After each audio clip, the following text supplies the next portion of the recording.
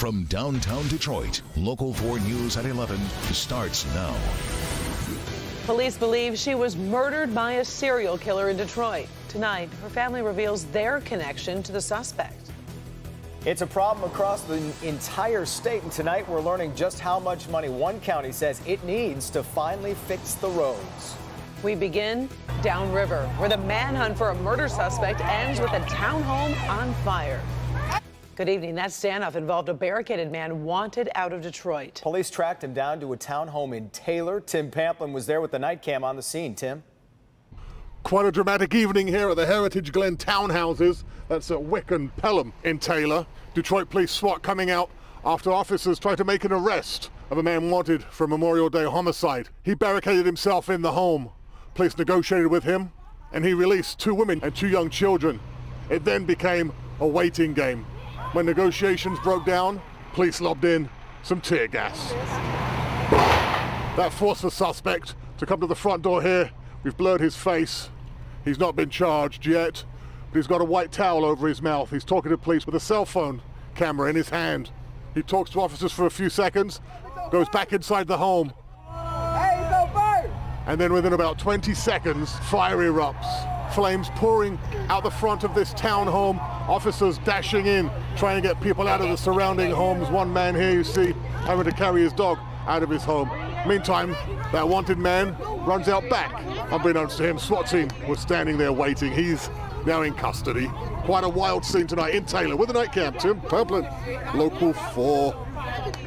All right, Tim. Not far from that scene, police responded to another barricaded situation in Wyandotte. Police say a woman in her 30s may have fired 1 shot in the area of Electric and Goddard and refused to leave her home. She was later taken into custody when she surrendered to officers peacefully. No one was hurt in that one. Tonight, the man now being called a suspect in the Detroit serial killer case is charged with attacking a woman. Today, 34-year-old D'Angelo Kenneth Martin was arraigned for a sexual assault that happened back on May 7th. In that attack, the woman survived. Police believe he also attacked a woman on June 3rd. She, too, survived the assault. Martin is also a suspect in the deaths of 3 women believed to have been killed by a serial killer. We now know the 3rd victim is Tamara Jones. Her body was found last week in a vacant home near Mack and Mount Elliott. Jermont Terry is on the east side this evening. And Jermont, I understand you learned there is a connection between the suspect and the victim's daughter. Yes, Karen, it appears that this person of interest and the victim's daughter are old school classmates. Now, the discovery of Tamara Jones's body here along the east side places her, as you mentioned, as the 3rd victim in this killing spree. But to her family, she was just simply Tammy, who used to panhandle along these streets. If you live on the east side of Gratiot near Mack, there's a good chance you've spotted Tamara Jones outside a gas station. She was not a sex worker. She was a panhandler. A woman family says often wandered alone, and that likely led to her death. So I think he was just randomly picking, people that's walking the streets. Family last talked to Tamara, affectionately known as Tammy, Memorial Day weekend. When they didn't see or hear from her for a week, they started to worry. So when word came, police found the body inside an abandoned house on Mack near Mount Elliott. Yes, the thought came to mind. Tammy's family learned police were looking for a serial killer. They prayed Tammy was still out there. And you see it on the news, but you could never imagine it being your own family. 2 days after they found the body, the family received the devastating news. It was Tammy decomposing in that vacant house. I know it's a lot more out there that they haven't found, and I am grateful that they did find her. When police identified D'Angelo Martin as the person of interest in all 3 murders, Tammy's daughter was beyond shock. When she seen the guy on the news, she was like, I went to school with him, and it just really, tore her up. But she said that he had problems back then in high school. The focus right now is remembering the woman ripped away so viciously. We're standing strong for each other. Now, Tammy Jones is survived by her 2 children and a host of family members, family who tell me they hope to step inside the courtroom and see the rightful person held responsible for taking her life and the other women as well. Reporting live on the city's east side, Jermont Terry, Local 4. And a very chilling connection in that case. All right, thank you, Jermont. A confrontation involving a group of armed neo-Nazis at this year's Motor City Pride event is getting some national attention. At yesterday's event in downtown Detroit, a group of about 15 white supremacists gathered to protest the annual festival. Detroit police say they got involved to keep the peace once the group clashed with counter-protesters. We're open carrying, and what I'm told, it was their intent, at least through our intelligence sources, that they wanted a Charlottesville number 2. Nobody was arrested, no shots were fired. The festival draws tens of thousands every year. Chief Craig is also expected to address Detroit City Council tomorrow morning about this disruption.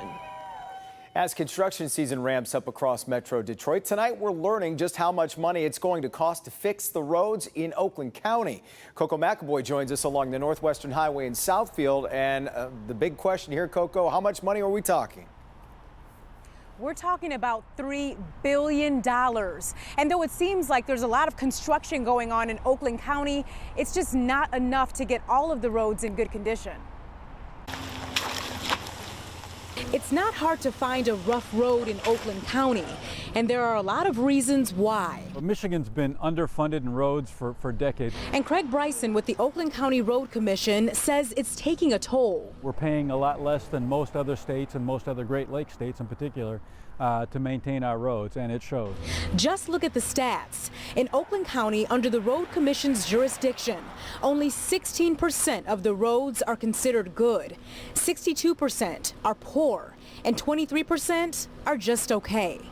We have a lot of room to make up. And the only way to make it up is with billions of dollars. At least about $3 billion if we're talking both road condition and road congestion. I think $3 billion from the Road Commission is a bit excessive. And it makes some drivers skeptical. Every year they're saying that they're putting money into the roads, but I really don't see anything happening. Bryson says they need more money to make long-lasting changes, and they're relying on the legislature to figure it out. They are our primary funding source. We don't receive any property taxes. We're not locally funded. We receive the bulk of our money from the state. And the Oakland County Road Commission will spend $25 million this year resurfacing roads in Oakland County, but they're really hoping the legislature can figure out how to get them that $3 billion. Reporting live this evening, I'm Coco McAvoy, Local 4. Governor Gretchen Whitmer is requesting a presidential disaster declaration to help those impacted last month by flooding in Wayne County. Whitmer made that request after preliminary damage assessment by the state. The assistance could include house repairs and low-cost loans to cover property losses. It will be up to President Trump to grant that request. A recent child sex sting operation in Genesee County leads to the arrest of more than 20 people allegedly attempting to solicit sex with children online. The newly formed Ghost Task Force also made 2 additional arrests of accused pedophiles. The arrest led to 66 felony charges and a potential of over 900 years in jail time. The Genesee County Sheriff says this should be a reminder to be more vigilant in protecting our children online. A Utica man may have set the record for DUI arrests after racking up his 14th over the weekend. Lucian Herbert was stopped for driving a moped on Hall Road. The law doesn't allow mopeds on streets with speed limits higher than 35. When police confronted him, they quickly realized he was under the influence, and dash cam here shows Herbert failing a field sobriety test. His DUI arrests, by the way, date back to 1982.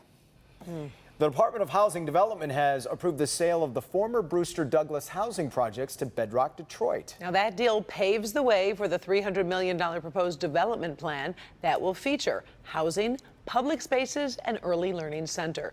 The historical housing project near Eastern Market was demolished back in 2014. Last year, Detroit City Council approved plans proposed by Bedrock to redevelop the site.